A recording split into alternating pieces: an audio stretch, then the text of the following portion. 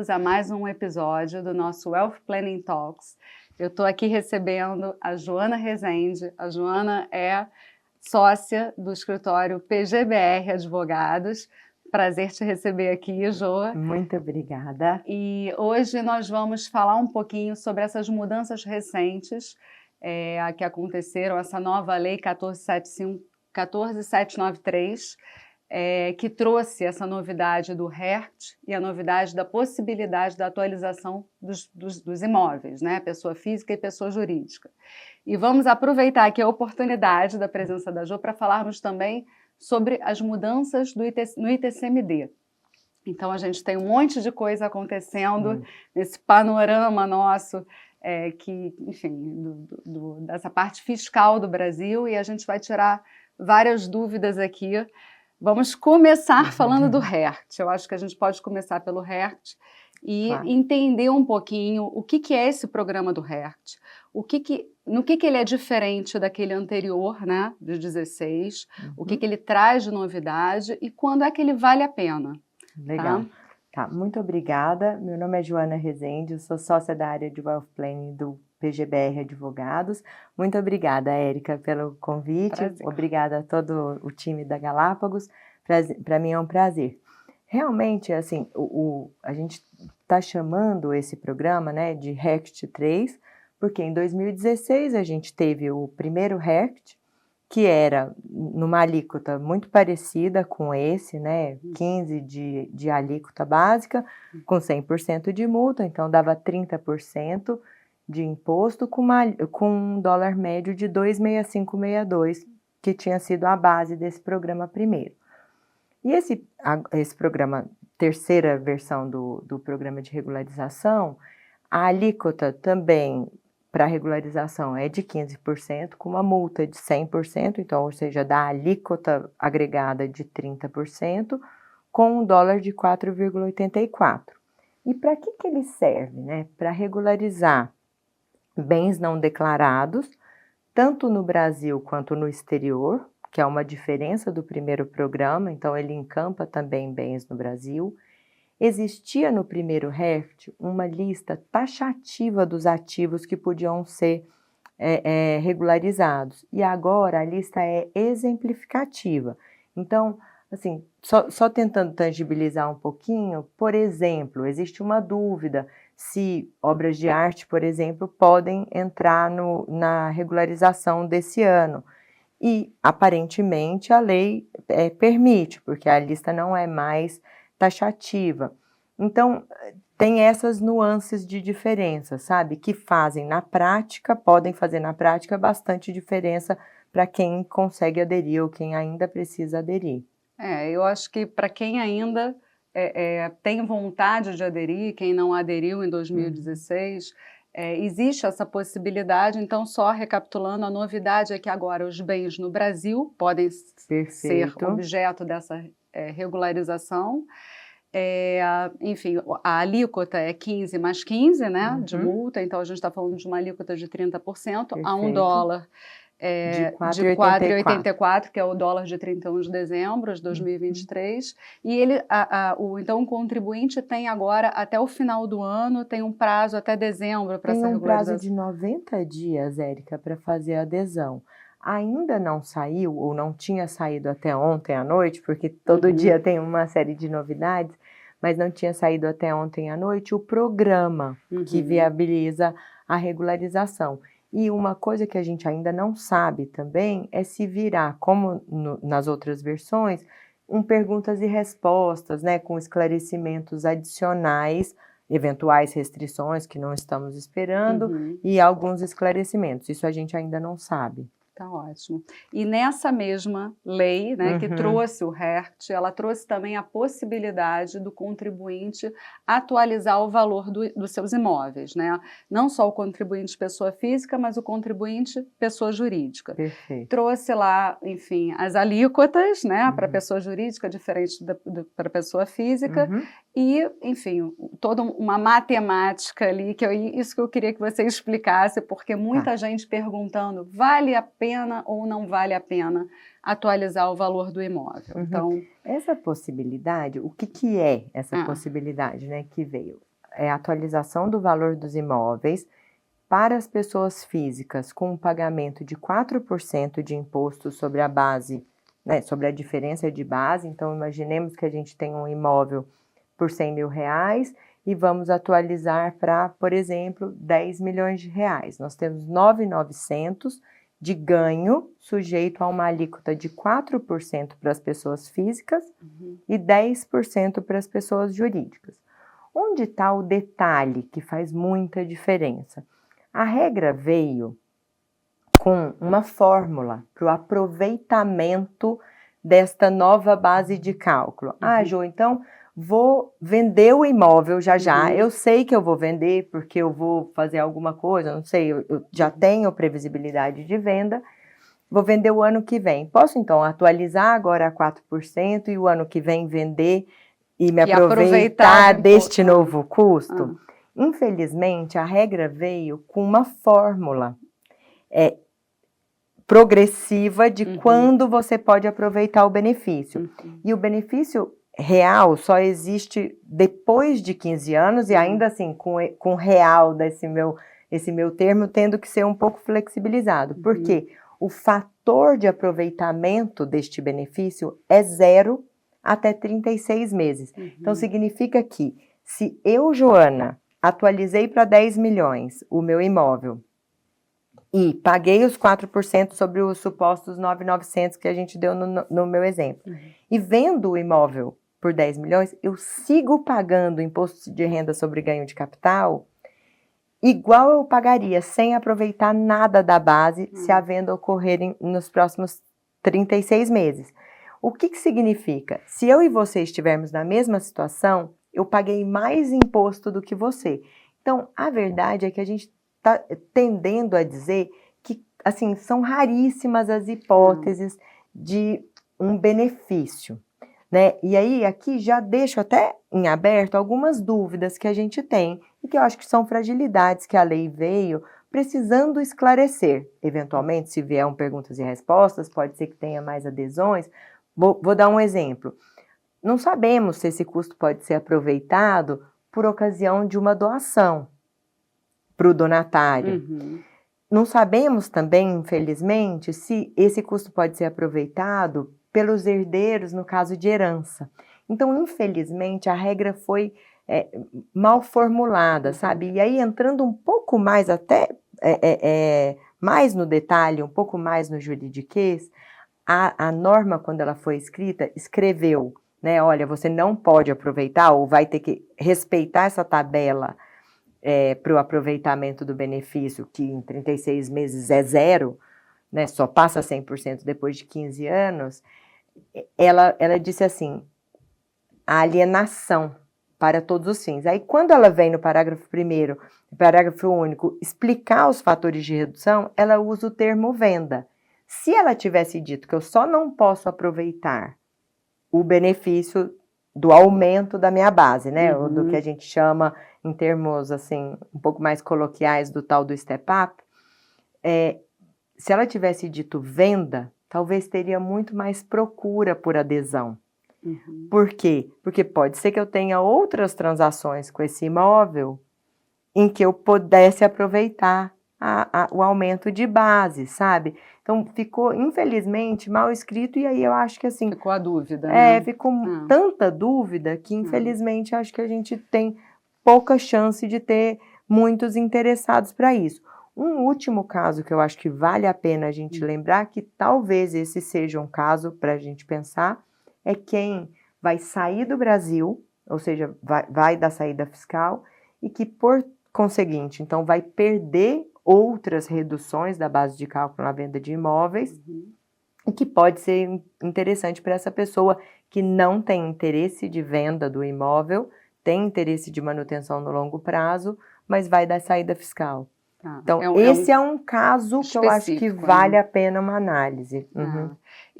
Outra coisa que a gente pensou aqui, estudando sobre esse caso, enfim, na antecipação de imposto, né, a gente tem sempre que fazer aquela conta, né? Bom, nesse seu exemplo, assim, talvez a gente possa, para ser um exemplo mais redondo, vamos supor que o imóvel tem um custo de aquisição de 1 milhão e hoje vale 11. Então, ele tem uma variação ali de 10 milhões, seria o ganho de capital. Se você hoje, né, faz essa antecipação e paga esses 4%, né, você está falando aí de 400 mil. Esses 400 mil, o dia que você puder utilizar, né, todo teu aproveitamento integral do benefício, a gente está falando de 15 anos, não é isso? Sim. Enfim, se esses 400 mil fossem investidos, né, aí a gente tem que, é uma simulação, a gente também não tem como saber qual seria a rentabilidade disso, mas só a título de exemplo, imaginando, quer dizer, pode ficar talvez algo muito próximo do imposto que de fato você vai pagar em 15 anos, os 15%. Sim. Então é uma conta que tem que ser feita. Isso eu acho que piora muito a conta, ou deixa mais desafiador ainda o interesse de aderir por essa atualização. E com relação ao aproveitamento da atualização do valor do imóvel, né? A regra de atualização, quando você tem um imóvel por muitos anos no seu imposto de renda e você tem fatores de redução. Como é que isso, nesse caso da atualização, também você perde isso, né? Não, olha, minha visão é que juridicamente esses fatores de redução vão todos ser agregados, né? Então, na minha visão, não é porque você atualizou que você perde o direito dos fatores de se aproveitar dos fatores de redução. E aí, só para tangibilizar também um pouco mais... Exemplo prático. Existia um benefício, né? Existia um fator de redução que era a ordem de 5% ao ano, até mais ou menos os anos 90, eu acho que era da 7713, ele era 5% ao ano que você detinha o imóvel e mantinha. E aí depois, lá em 2005, vieram novos fatores de redução, que também são 2 a mais, que eu acho que eles convivem, tá? Minha opinião é que eles convivem. A grande dúvida, que eu acho que deve ser isso ao que você está se inferindo, é sobre esses 10 milhões do seu exemplo, que é o step-up. Será que eu posso aproveitar fatores de redução sobre esses 10 milhões? Eu até acho que tem um artigo lá que é super esquisito, mal escrito, que dá a entender que você não pode. Mas ele deveria poder a partir desse ano, a partir de 2024. Né? Pois é, eu ouvi opiniões de que talvez você perdesse justamente esse benefício do fator de redução. Está escrito na norma mesmo, tem um artigo, um parágrafo primeiro lá, que é muito mal escrito. Eu não sei, nem saberia te dizer assim, para cravar, qual é a sua opinião, Jô? Eu acho que assim, deveria ter condições de tomar o fator de redução, mas acho que a lei foi escrita de um jeito que não pode. E aí é menos interessante ainda para quem tem um imóvel, né, adquirido há muitos anos. Exatamente. Então, porque você tem esse benefício, né? E, aliás, isso é uma coisa para ser pesquisada, porque alguém que tem um imóvel há muitos anos, né, pode simular ali, talvez tenha um fator de redução tão grande que o imposto, de fato, a ser pago seria praticamente muito pequeno. Muito pequeno, né? Que daí menos ainda que faz sentido. Perfeito. Então, eu acho que essa parte do RERT, atualização de imóveis, a gente, não sei se teria algum ponto que eu acho que cobrimos os pontos mais importantes. Também acho. Né? Eu acho que a gente tem um outro assunto para trazer hoje, que é um assunto que vem sempre gerando dúvidas dos nossos clientes, né? E eu acho que o ITCMD é um imposto extremamente importante e relevante para o planejamento patrimonial das famílias, né? Porque ele vai incidir sobre a doação dos ativos e ele vai incidir sobre a herança. Então, hoje o que existe, né? Só, enfim, recapitulando, você me ajude. A gente teve uma emenda constitucional ano passado que fez uma mudança importante com relação àquela, digamos assim, aquela brecha na lei que existia para os ativos no exterior, os ativos no exterior, e depois eu acho que seria interessante a gente falar um pouquinho sobre isso, claro. O que mudou, e se isso já está valendo ou não está valendo, porque aí tem uma questão das leis estaduais, né, se elas já estão, enfim, já existe a possibilidade da cobrança sobre esses ativos, ou se existe a necessidade de uma nova lei estadual. Isso é uma coisa importante da gente comentar aqui. E tem esse PLP 108, que trouxe novidades. Na verdade, ainda não foi, não existe a lei, ainda não foi publicado, não foi nem aprovado. Convertido em lei, não foi. Eu acho que precisa ainda de uma votação, precisa ser aprovado, precisa ser sancionado pelo presidente, mas se isso se tornar uma lei, vai trazer mudanças importantes sobre os investimentos, as previdências privadas, tanto o VGBL quanto o PGBL, né? Enfim, e aí eu acho que a gente pode... São vários assuntos do ITCMD, mas eu acho que a gente pode tentar cobrir aqui os mais importantes. Tá, legal. Tá? Tem realmente, assim, um mundo de novidades quando a gente fala de TCMD. Então, só sobre o primeiro ponto que você começou, do exterior, o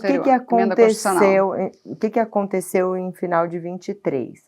Foi publicada uma emenda constitucional, 132, que falou que passava a autorizar, a Constituição Federal passa a autorizar a incidência do ITCMD sobre doações advindas de doadores no exterior e heranças de ativos no exterior, ainda que o decujus faleça residente para fins fiscais e domiciliado no Brasil.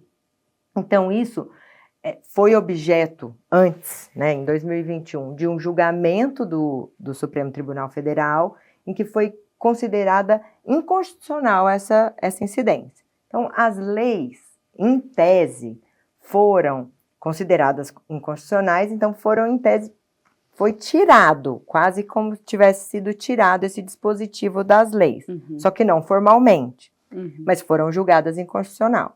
Aí, passa um pouco o filme, a gente chega no final de 23. A Constituição estabelece que pode, mas na nossa opinião, já incide TCMD sobre o exterior? Nossa opinião é que não incide ITCMD sobre herança de ativos no exterior e tampouco ITCMD sobre doações em que o doador está ou é residente no exterior. Então, duas hipóteses. Eu, Joana, faleci detendo ativos no exterior, herança. Meus filhos vão herdar o patrimônio. Tem incidência de TCMD? Minha visão. Ainda não. Embora já exista um comando constitucional que permita, e você, Érica, residente em Nova York, me fez uma doação, eu tenho que pagar ITCMD? Na minha visão, ainda não também. Por quê? Porque me parece, juridicamente, eu sei que nesse quesito são 2 advogados, 3 opiniões, me parece que a gente precisa de novas leis estaduais para fazer ou para determinar essa incidência depois da emenda constitucional. Mesmo então, que a lei estadual já previsse isso, né? Porque tem esses casos. É porque o que acontece? É como se tivesse sido retirado o artigo daquela lei. A lei vale, mas com o artigo sujeito à inconstitucionalidade, sabe? Se você fosse ver fisicamente, é como se a lei tivesse com aquilo ali taxado, deveria ser. Mas a gente tem, né? Aí, se a gente começar nesse assunto, a gente vai ficar aqui 2 dias, mais ou menos, falando assim. A gente tem casos, infelizmente, de outros temas em que, né, a constitucionalização superveniente, infelizmente, acabou valendo. Então, assim, tem algum risco aqui, mas, na minha visão, juridicamente, com uma certa dose de tranquilidade na visão jurídica, embora exista, sim, né, alguma gradação de risco, mas na minha visão não tem a incidência do ITCMD ainda. Tá bom. E você está vendo os estados se movimentarem para fazer, em Olha, relação a essa nova lei, porque agora também tem a questão da progressividade. progressividade, né? Então, por exemplo, São Paulo, que tem uma alíquota de 4%, é uma alíquota única, precisa se adequar em relação à progressividade. Provavelmente vai se adequar a isso também, né? Em São Paulo tem um projeto de lei, né, já na Assembleia, sugerindo a adesão à progressividade, mas ele nada trata sobre o exterior. Sim. Ainda. Então, assim, os estados, pelo menos ainda do que eu tenho conhecimento, ainda não se movimentaram com projetos para implementar a incidência no exterior, ainda não. Bom, então agora a gente pode falar sobre o PLP 108. O que ele trouxe de novidade? Na verdade, é bom enfatizar que isso não está em vigor ainda, isso é um projeto, né?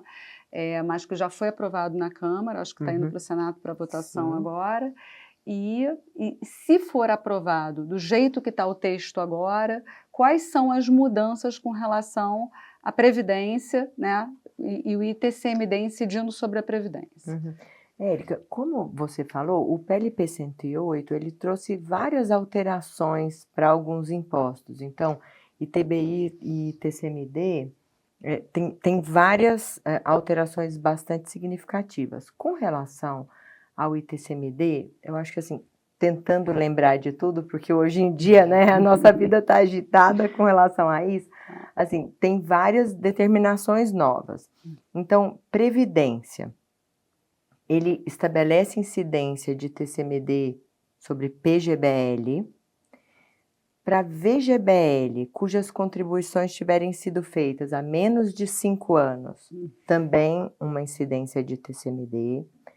Estabelece obrigatoriedade de alíquotas progressivas e aplicação da alíquota máxima para os contribuintes que forem caracterizados como grandes fortunas, e uma dúvida de quem são grandes fortunas, né? O próprio PLP ainda não designa quem é, mas se você estiver na faixa que será definida como sendo grandes fortunas, então fica sujeito a pagar a alíquota máxima, ainda que o ativo doado não esteja sujeito à alíquota máxima. Tem a questão da incidência do ITCMD proporcional aos estados em que os ativos estiverem localizados, no caso de uma holding que for majoritariamente imobiliária. E eu estou esquecendo de alguma coisa. Da distribuição desproporcional de lucros também, que é uma novidade. Acho que assim, em termos de temas relevantes para fins do ITCMD, que são mudanças muito significativas, eu acho que são esses. Eu esqueci de algum? Não, eu acho que são esses. Eu acho que são esses os mais importantes. Enfim, a gente, além dessa questão da Previdência, né, isso que você trouxe, essa questão bem lembrado, que está inserido, né, no PLP 108 sobre a cobrança do ITCMD com base nos imóveis que estão dentro das holdings, e aí em cada estado de localização do imóvel. Isso é uma novidade tanto, e assim, na prática, se passar desse jeito... Não sabemos como recolheremos. vai gerar uma confusão enorme, provavelmente, e em relação ao planejamento. E, assim, vamos falar um pouquinho, então, também sobre essa distribuição desproporcional de lucros. Pelo que eu entendi, queria que você me corrigisse aqui, o que eu entendi é que ele fala de partes relacionadas, né? Então, a gente está falando de um exemplo prático, por exemplo, de um pai e um filho que são sócios de uma mesma holding, por exemplo, uma mesma empresa operacional, que não seja uma holding, e em que existe uma distribuição muito significativa, por exemplo, para um filho que tem uma participação pequena, né? E que isso poderia ser considerado, então, uma doação e, portanto, passível de incidência de ITCMD. Sim. É isso que o projeto traz, né? Exatamente. E ele define pessoas ligadas para fins dessa incidência como parentes até terceiro grau. O que, então, ou seja, não teria problema em tese, uma distribuição desproporcional numa sociedade entre eu e você, mas entre eu e meu irmão, ou eu e meus pais, eu e meus filhos, isso poderia ser um problema ou submetido à incidência do ITCMD. Eu vou aproveitar esse gancho que a gente falou da holding, porque também é uma pergunta que vem muito para a gente aqui dentro, né, do Wealth Planning. As famílias que se organizaram com holdings patrimoniais, né, em que você tem lá um valor, enfim, patrimonial da cota, e hoje em dia aí, isso que eu queria te perguntar, né? Quer dizer, você resolve fazer uma doação um planejamento patrimonial familiar, no qual você vai fazer uma doação dessa cota para os seus filhos, por exemplo. Certo. Né? Quer dizer, com base em que valor você calcula o ITCMD? O ITCMD incide sobre que valor? Se você tem... Depende muito da legislação estadual, certo? Então, depende da legislação estadual, onde tem domicílio o doador. Porque a primeira coisa que é importante a gente lembrar é que o estado para o qual hoje a gente paga ITCMD na doação de bens móveis, como é o caso de cotas de uma sociedade limitada, é no estado do doador. Então, é ele que atrai a competência. E aí depende da legislação de cada um desses estados. Tá? Aqui em São Paulo, a incidência é sobre o valor do patrimônio líquido. Então, é o patrimônio líquido que está estabelecido no balanço da sociedade, na contabilidade. Em alguns estados, já é valor de mercado. Tá? Então, nesses estados onde é valor de mercado, dos ativos que compõem a sociedade, eles estão, inclusive, mais acostumados com essa avaliação. Mas hoje, a jurisprudência do Tribunal de São Paulo é muito positiva no sentido de que realmente a base de cálculo aqui é o valor do PL. É o valor do PL. E não levando em consideração, mesmo que essa holding patrimonial tenha imóveis no seu... Certo. Enfim. Então, assim, né, isso seria uma mudança bem grande com relação à forma de você... Quer dizer, qual é a base de cálculo para o ITCMD no caso das holdings patrimoniais? Eu acho que isso é um fator importante, porque não é só... nesse projeto de lei, que voltando, né, ainda não está em vigor, mas nesse projeto de lei não há só mudança de alíquota, mas tem... Até porque a alíquota exatamente ele não muda, porque é matéria de legislação estadual.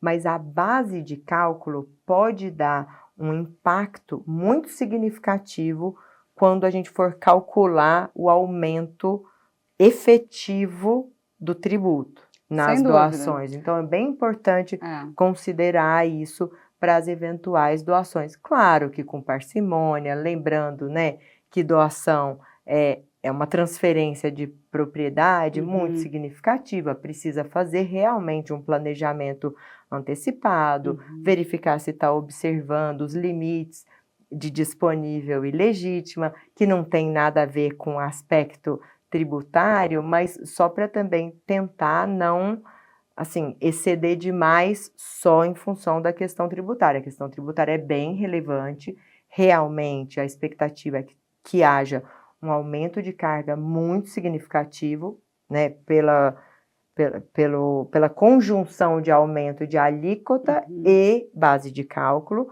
mas precisa cuidar na doação. Com cuidado, inclusive lembrando que é possível você fazer uma doação, né, de cotas com reserva de usufruto, então existe toda uma forma de se planejar, caso seja, né, o intuito é interessante para a família naquele momento, né? Cada família tem uma organização, enfim, própria e a regra, eu acho que ela tem que ser aplicada de forma totalmente individual nesse caso.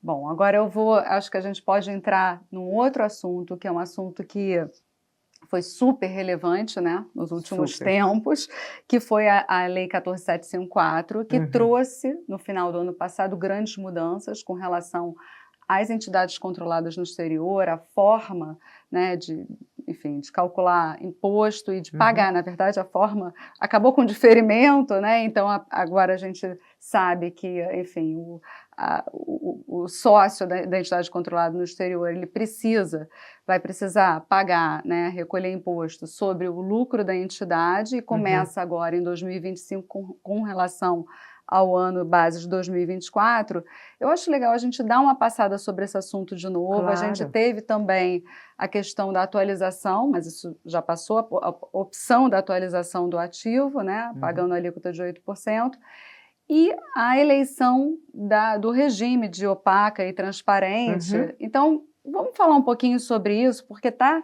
se aproximando, a gente sabe que vai chegar ano que vem e as pessoas vão pela primeira vez ter que recolher sobre o lucro auferido nessa entidade controlada no exterior e vão ter as primeiras dúvidas práticas disso. Então, como é que você vê? Eu acho assim, primeiro, né, a 14754, nesse quesito de investimentos no exterior, o que ela fez, basicamente, né? Para além da ABEX, que já passou, e quem fez, quem não fez não tem mais como fazer. Mas o que ela trouxe, né? Ela disse, olha, aplicações financeiras no exterior serão tributadas à alíquota fixa de 15% e seguem tributadas no regime de caixa. Acho que essa é a primeira coisa. Investimentos por meio de entidades controladas no exterior, que regra geral a gente chama de PICs ou offshore, vão passar a ser tributadas anualmente ou ter seu lucro em moeda estrangeira submetido à tributação aqui no Brasil, uma vez por ano, em maio de cada ano, a alíquota fixa também de 15%. Então, acho que o primeiro ponto para a gente lembrar é que a base não é diferença de patrimônio líquido de um ano, de 24, contra patrimônio líquido de 23. Que essa eu acho que é uma primeira grande dúvida que surge em muitas pessoas. Então, não é que é patrimônio líquido de 24 menos patrimônio líquido de 23, é a linha de lucros. É o lucro do ano. Lucro é o lucro líquido do ano. Em moeda estrangeira. Convertida para reais pelo dólar de 31 de dezembro de 24, e aí, então, submetida à tributação a 15% na declaração do ano que vem. A gente ainda não tem o programa que vai ser a declaração de imposto de renda do ano que vem. Teremos em breve, né, provavelmente fevereiro do ano que vem, então ainda não sabemos os detalhes. Mas quais que são os pontos de atenção para mim? Primeiro, assim, lembrar que vai precisar ter contabilidade brasileira, assinada, né, por um contador brasileiro em BR-GAAP, né, de acordo com os princípios contábeis brasileiros. Isso acho que é a primeira coisa. Segundo, que a base de cálculo para os investimentos nas sociedades controladas é o lucro em moeda estrangeira. E terceiro, que quem aderiu à transparência fica sujeito ao regime de caixa. Então, vai existir uma grande diferença entre o extrato ou a posição do final do ano, né, que os bancos, as instituições financeiras enviarem para o cliente e o custo que ele vai manter. Porque para aplicações financeiras vai ser o custo histórico que está lá na declaração que vai ser mantido até o dia que você resgatar ou aplicar mais recursos naquele produto. Isso acho que é bem importante porque tem tido um pouquinho de confusão aqui nessas... E é uma coisa assim, é que a gente sempre também orientou, né, quando surgiu a dúvida da transparência e da opacidade, é que, como você falou, no regime de caixa da transparência, a apuração é por cada operação no momento da operação. Então, se você tinha um ativo, você vendeu aquele ativo, né, você apurou aquele resultado em dólar, é como se você tivesse que fazer ali um bom gerencial, né, para que tenha a apuração naquele momento, é sobre aquele dólar daquele momento da venda do ativo é que vai incidir o imposto que vai ser pago uma vez no ano só, mas o cálculo ele é feito, enfim, operação a operação, não é isso? Eu acho que a gente tem 4 caixinhas, eu estava pensando enquanto você falava, assim, para dar um exemplo prático. Variação cambial ou depósitos não remunerados, né, seguem com variação cambial isenta. Aplicações financeiras seguem tributadas pelo regime de caixa, como você acabou de dizer, com uma apuração mensal, conforme a realização, mas o pagamento só uma vez por ano. 3, controladas no exterior, as tais PICs offshore. Só o lucro apurado em 31 de dezembro, tributado também uma vez só, em maio, na própria declaração. E ganho de capital que continua existindo. Então, por exemplo, para compra e venda de imóveis, compra e venda de participação societária em controladas, que aí, se você eventualmente vender uma controlada ou vender um imóvel no exterior, você continua sujeito às regras de apuração de ganho de capital normal. A alíquota que era antes, 15 a 22,5 e data de recolhimento, último dia útil do mês subsequente ao nada mudou. Ganho. Exato. Isso é o que sempre foi. Exato. Né? Porque muita gente se confundiu achando que mudou também, a alíquota ficou sendo só 15% no caso de ganho de capital e não é o caso. Não é o caso. Isso não mudou. Ganho de capital segue tributado 15, 22,5 e reduções de capital também, né? Redução de capital também. Então, eu acho que são 4 cestas. Diferentes. Para a gente tentar tangibilizar assim, os exemplos ou exemplificar. Não, perfeito. Né? Exatamente isso. Então, assim, a recomendação é que tenha-se um bom contador brasileiro, né, que faça essa contabilidade da sua entidade controlada no exterior, da sua PIC, no caso, com base nesse lucro que o imposto vai ser pago em 2025 com relação a 2024.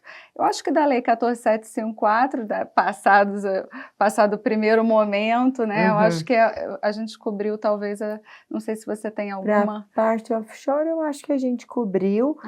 Precisa lembrar de mais um detalhezinho que agora me lembrei também, que, né, sobre o lucro dessa companhia que for tributado a alíquota de 15% em maio de 25, a gente sugere, e o próprio programa, né, e a própria lei e a instrução normativa também, que seja criado uma outra linha na declaração de bens e direitos, dizendo assim, né, direito de crédito ou direito de crédito perante a companhia referente ao lucro já tributado, porque esse lucro que foi tributado anualmente, ele passa a não ter variação cambial tributável. Então, esse isso é um outro super detalhe. Importante, porque o dólar, né, a gente imaginando aí oscila, que o dólar possa subir, né, na frente, enfim, você já tem esse lucro, quer dizer, você sempre poderá distribuir esse lucro, né, e congelado ali em dólar, independente do câmbio para frente. Sim. Na verdade, não existe mais a tributação sobre a variação cambial. Ele fica dos lucros não tributados. Dos lucros tributados. Tributados, porque foi pago. Aquilo ali foi pago. Exato.